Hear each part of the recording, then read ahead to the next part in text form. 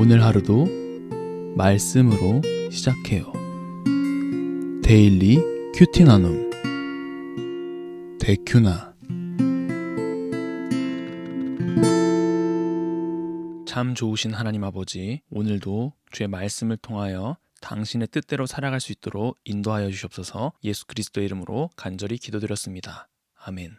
만일 어떤 사람이 그의 이웃에게 범죄함으로 맹세시킴을 받고 그가 와서 이 성전에 있는 주의 제단 앞에서 맹세하거든 주는 하늘에서 들으시고 행하시되 주의 종들을 심판하사 악한 자의 죄를 정하여 그의 행위대로 그의 머리에 돌리시고 공의로운 자를 의롭다 하사 그 의로운 대로 갚으시옵소서. 만일 주의 백성 이스라엘이 주께 범죄하여 적국 앞에 패하게 되므로 주의 이름을 인정하고 주께로 돌아와서 이 성전에서 주께 빌며 간구하거든 주는 하늘에서 들으시고 주의 백성 이스라엘의 죄를 사하시고 그들과 그들의 조상들에게 주신 땅으로 돌아오게 하옵소서. 만일 그들이 주께 범죄함으로 말미암아 하늘이 닫히고 비가 내리지 않는 주의 벌을 받을 때에 이곳을 향하여 빌며 주의 이름을 인정하고 그들의 죄에서 떠나거든 주께서는 하늘에서 들으사 주의 종들과 주의 백성 이스라엘의 죄를 사하시고 그 마땅히 행할 선한 길을 가르쳐 주시오며 주의 백성에게 기업으로 주신 주의 땅에 비를 내리시옵소서. 만일 이 땅에 기근이나 전염병이 있거나 곡식이 시들거나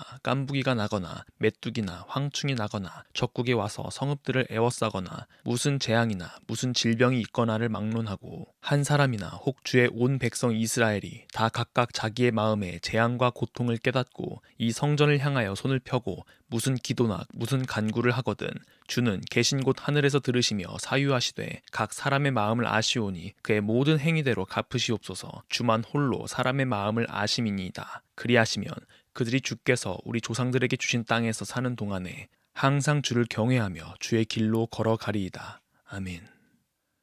오늘의 본문부터 내일까지는 솔로몬이 이스라엘 백성들을 위하여 기도하는 모습을 보여줍니다. 첫 번째 상황은 재판의 영역인데요. 22절을 보면 어떤 사람이 그의 이웃에게 범죄함으로 맹세시킴을 받고 주의 제단 앞에서 맹세하거든 이라고 말합니다. 범죄함으로라는 것은 죄와 관련되어 있다는 것으로 그것은 하나님 앞에서 심판받아야 할 일인 것입니다. 하나님께서 그의 죄의 여부를 판단하여 주셔서 죄인은 죄대로 심판해 주시며 공의로운 자들은 의롭게 여겨달라고 요청하는 거죠.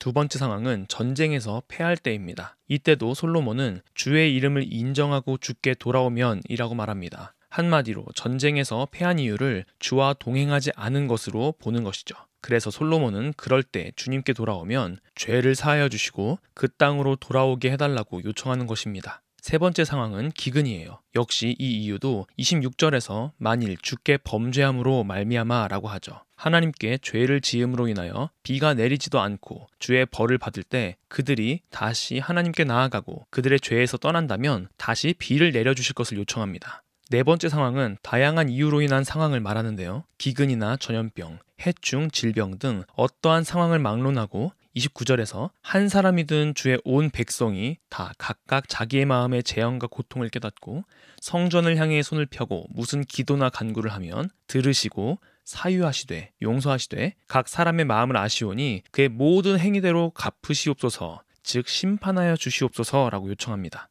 그리고 결론적으로 솔로몬은 31절에서 그리하시면 그들이 주께 우리 조상들에게 주신 땅에서 사는 동안에 항상 주를 경외하며 주의 길로 걸어가리이다 라고 말하는 거죠.